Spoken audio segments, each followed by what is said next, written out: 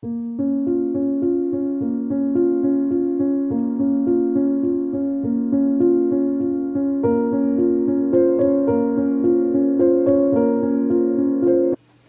I'm Emmalynn. I'm Jessica. And today we will be sharing our spring TBR. Although spring is still a little ways away for us. It's very far away. So in Washington, I would say that spring doesn't really start until like April, maybe if we're lucky, and goes until June. So these are the books we will be reading mostly during that time. Yeah. Summer for the South. Yeah. Summer for everywhere else, spring here. Okay, I will go ahead and start. Okay, the first book I'm going to read is actually a reread, and that is At Home in Midford by Jan Karen, I think is how you say her name. I read this actually when I was pregnant with Emmalynn, so 17 plus years ago. And this is a series. It follows, this is the first book in the series, but it follows our main character who is a minister of a small town called Mitford. And it's like a quaint little village, and he's just kind of living this bachelor life, taking care of his parishioners, doing the best that he can, but he's kind of lonely. And so enter the scene a unruly stray dog, followed by Not what I was expecting. Followed by a new neighbor who is a pretty lady. So this book just mainly follows his journey into love, and also just kind of the life of all the different little characters living in this village. It's a very wholesome read. It's not like one that has a huge plot, but it's just a cozy, wholesome, good time. Not a lot of stress involved. Okay, my first book, Mom has been trying to get me to read forever now, and that is The Guernsey Literary and Potato Peel Pie Society. And this is also a movie on Netflix. Amazing cast, first of all. All the big name British actors and actresses. Lily James. 10 out of 10. Lily James with brown hair. So good. Yes. Like a handful of people from Downton Abbey. Everything you could hope for. And I'm just going to read the little paragraph on the back because it's very concise. Says it better than I could. The year is January 1946. Writer Juliet Ashton receives a letter from a stranger, a founding member of the Guernsey Literary and Potato Peel Pie Society. And so begins a remarkable tale of the island of Guernsey during the German occupation and of a society as extraordinary as its name. So this entire book takes place in the form of letters, I'm pretty sure. Mm-hmm. And I did watch the movie first, but just the way it felt, it seems like it'll be pretty accurate. Mm-hmm. I thought it was. But I'm really excited to finally read this. Okay, the next book I'm going to talk about is none other than Anne of Avonlea. And this cover is just so spring. I mean, stunning. It is. She slays. I'm sure everyone out there knows what Anne of Avonlea is about, but I read Anne of Green Gables last year, and I read it very slow and just really tried to take it in for everything that it was worth, and I loved it so much. I had read it like a child version, I guess. I don't know what that's called, but when I was little, and so I just really wanted to read this as an adult, and I feel like I appreciate it and love it even more than I ever thought possible. I didn't know I could love it more than I already did, but this takes place obviously on Prince Edward Island, and this book picks up right where the last one left off, and so we find Anne now beginning her career as a school teacher, and we have all the cast of characters that we love, Marilla, Gilbert, you know the drill. But I plan to read this spring and just read it slowly and take it all in because that's what she deserves. Okay, my first book is The Once and Future Witches by Alex E. Harrow.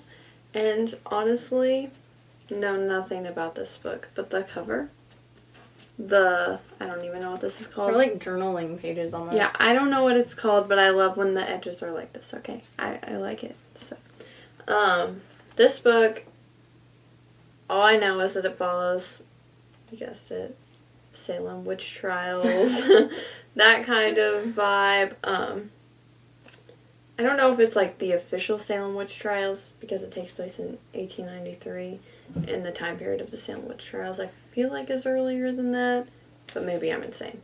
But the tagline is, there's no such thing as witches, but there will be. And my understanding of this is that it is dual timeline, which this is a chunky book. So I'm hoping that would make it go by a little faster. And maybe this is more of like a Halloween thing. But witches are spring and fall to me. That's just that. Okay. The next book I'm hoping to pick up is The Bookshop on the Corner by Jenny Colgan. I have read multiple other books by Jenny Colgan, but I have never dove into this series. And if you don't know, the book immediately following this one is Bookshop on the Shore, which would be great for summer. So I'm hoping this one would align with spring. And this follows our main character, Nina, who is a librarian. It's like her goal and personality in life to pair a reader with a good book, and she takes like great pride in being able to do that successfully. And then she finds herself losing her job as a librarian. So what does she do? She decides to have a mobile bookshop, and she takes it to like what I'm envisioning as a quaint little village, and there we have some new characters enter the scene. Maybe there's a romance. I'm not sure, but I'm going to guess. And I just think this will be a good time, and it's about books. So what more can you ask for? Okay, my next book is a manga, and I'm just hoping to finish this series before the 5th one releases this year, and that is The Savior's Book Cafe Story in Another World.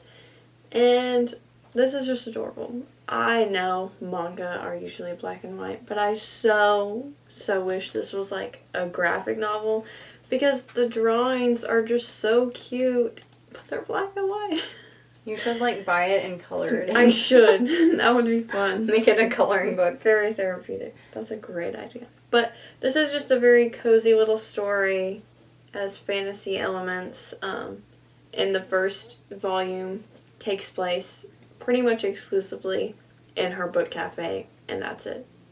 It's kind of like a library. She has people, they can borrow books, read them there, just bring them back when you're done. And it's adorable. Okay, the next book I am going to try to pick up this spring is Wildwood Whispers by Willa Reese.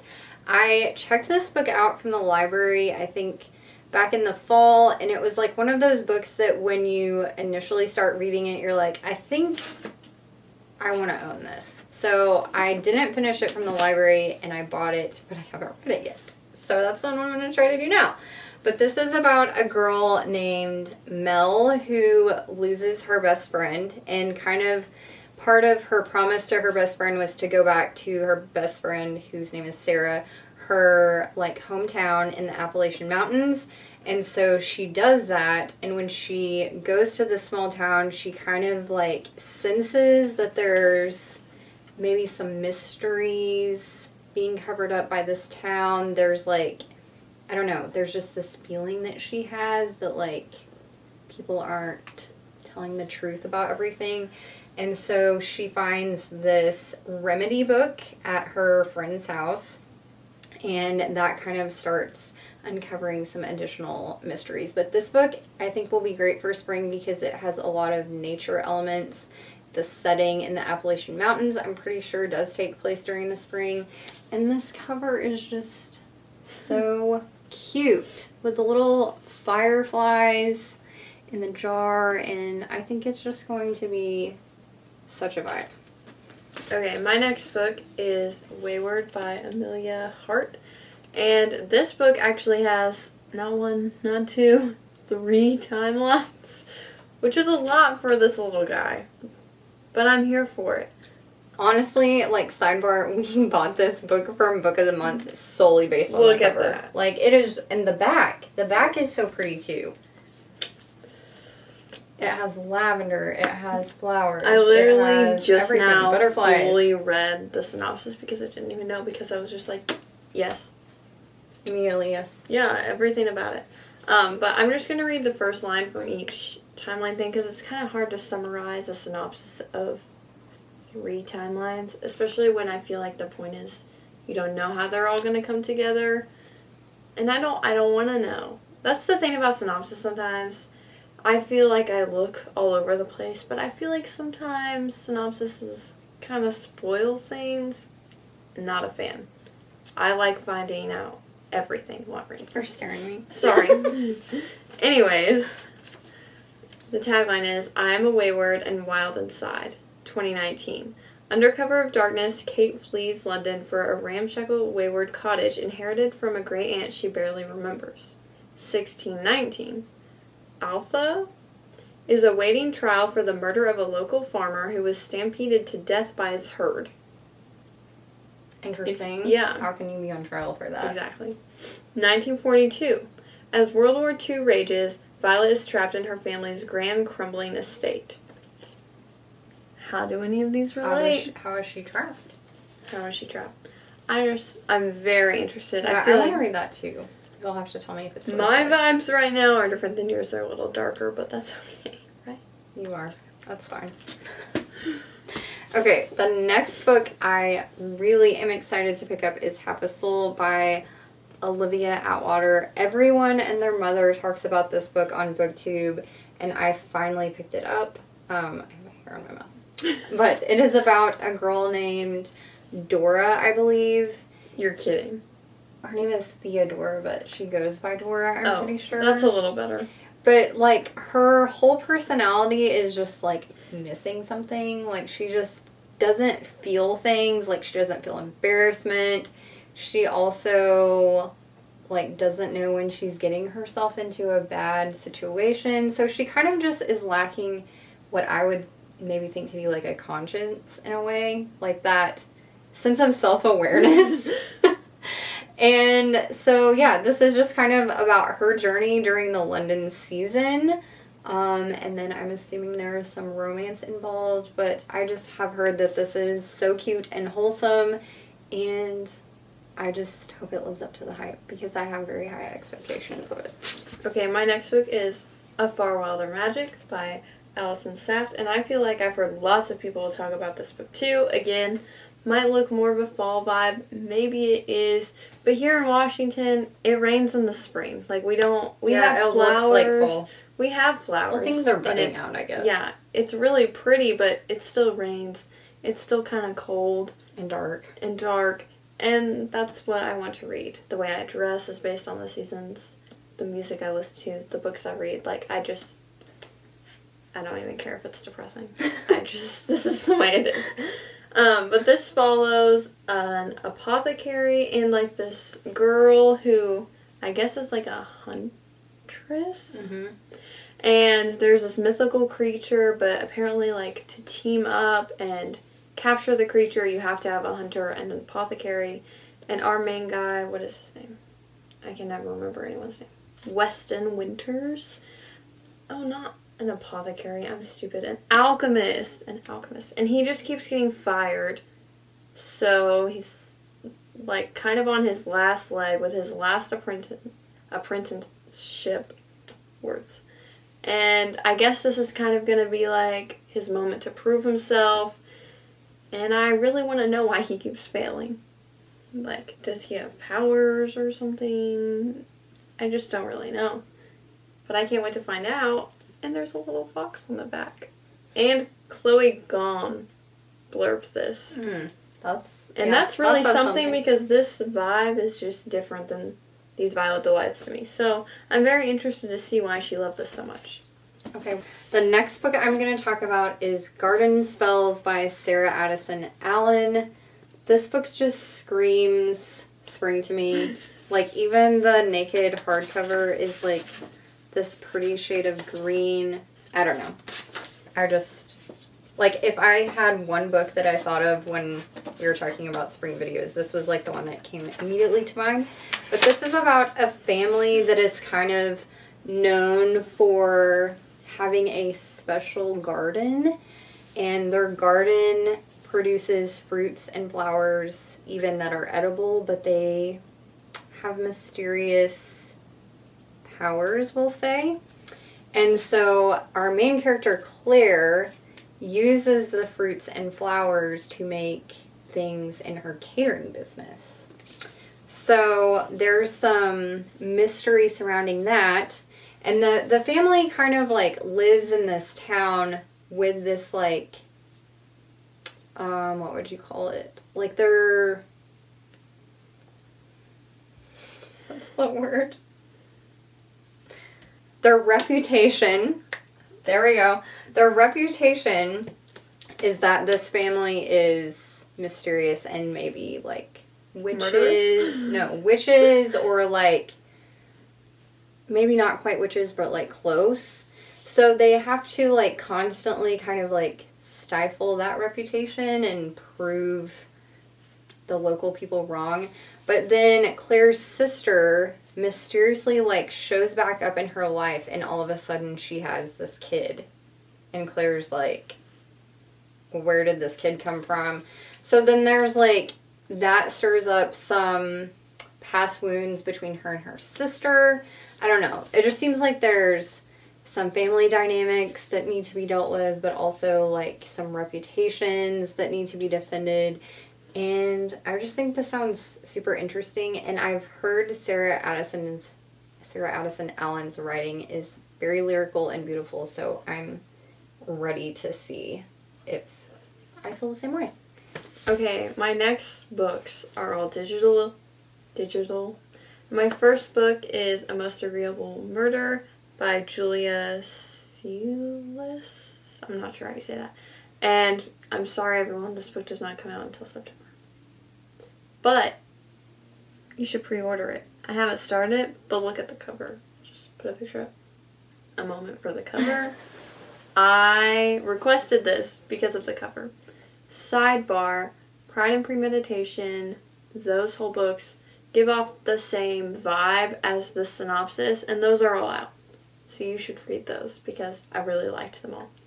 Anyways, what really got me is first sentence. When a wealthy bachelor drops dead at a ball, a young lady takes on the decidedly improper role of a detective in this action-packed debut comedy of manners and murder. And to me, this screamed Enola Holmes. I absolutely love Enola Holmes. This totally gave off that vibe. I didn't want to read the synopsis because a lot of sentences and paragraphs about a mystery just seems like it'd ruin the mystery. And, you know, as I've mentioned before, I really like to be surprised. And this is why I judge things based off the cover. Sure. Okay, this next book I'm going to talk about is I Captured the Castle by Jody Smith.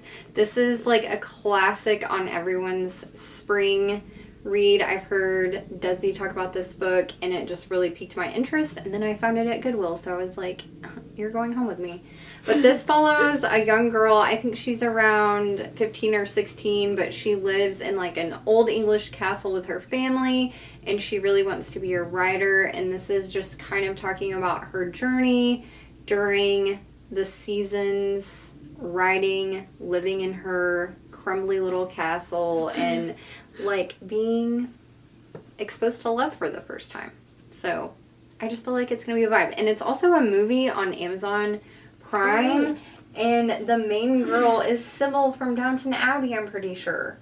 If I'm thinking of the right movie. I hope you are, or my hopes are going to be. If that's not true, I'm going to delete this out. You mean that? You're going to delete it out. Okay, my next book is Tuck Everlasting by Natalie Babbitt, and like I mentioned before, apparently I like to be sad. I, again, watched this movie, never read the book.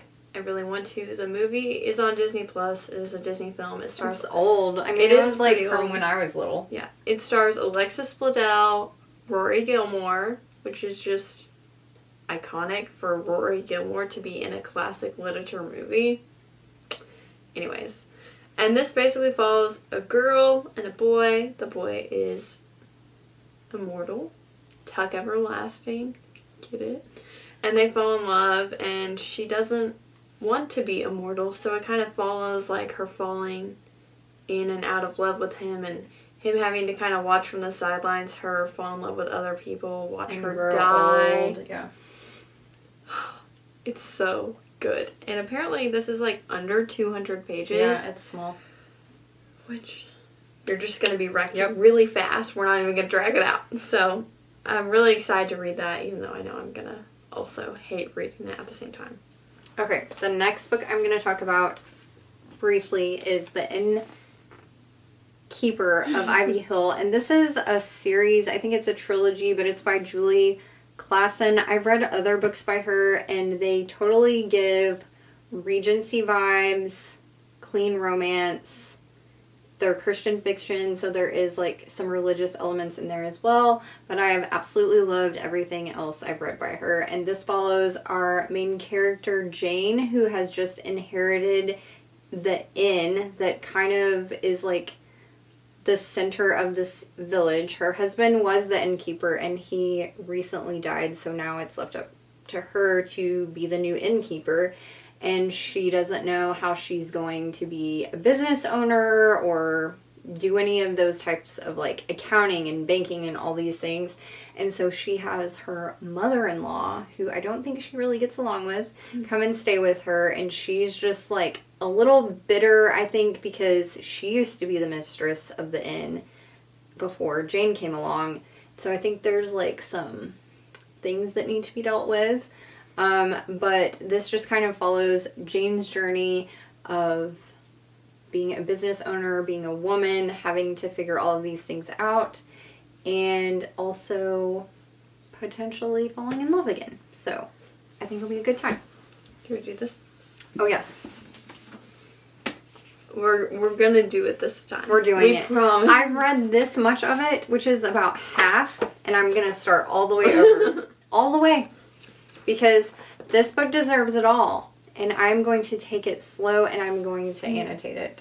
Right? Me too. And this is not even my prettiest copy, but I really want to annotate this one because look at that text. She's huge. She's floppy.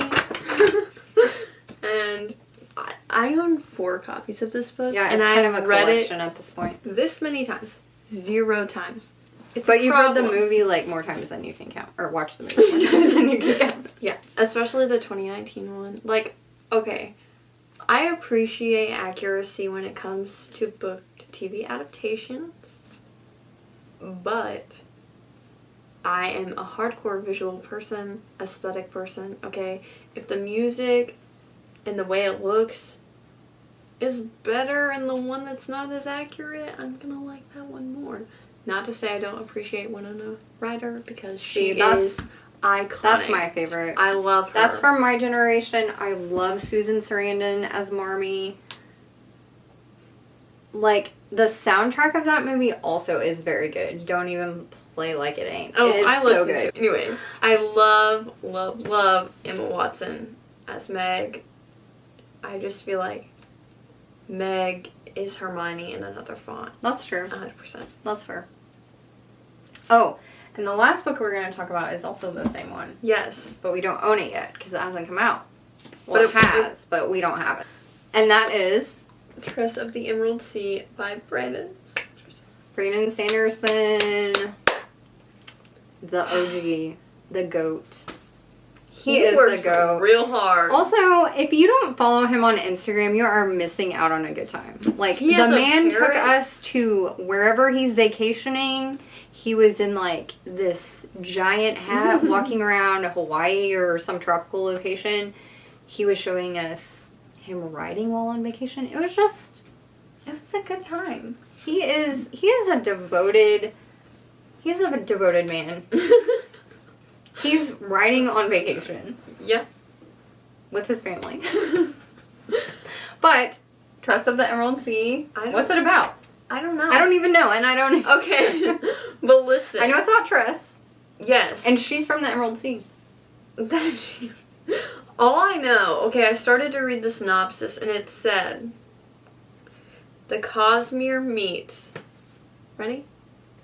Princess Bride. Okay. That I is think in behind the that. official synopsis. First line.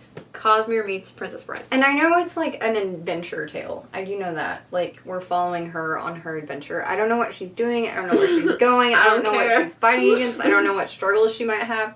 But I don't really care because... Brandon Sanderson. Yes. And that's all. That's all.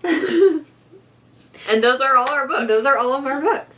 And our next endeavor is to try to figure out how to get the better copy of The Trust of the Emerald Sea. So, wish us luck. yeah. And if we find it, we'll post it on Yeah, our story. we'll let you know.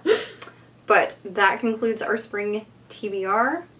I think I'm gonna stick to this. I think it's a good time and a good pile. I agree. Like, I'm excited for all of these. So I hope that maybe you found a book that you could add to your TBR and hold us accountable. Make sure we read these books because they all deserve our attention. So true. So true. Until then, I mean, not until then. Until next time. Bye-bye.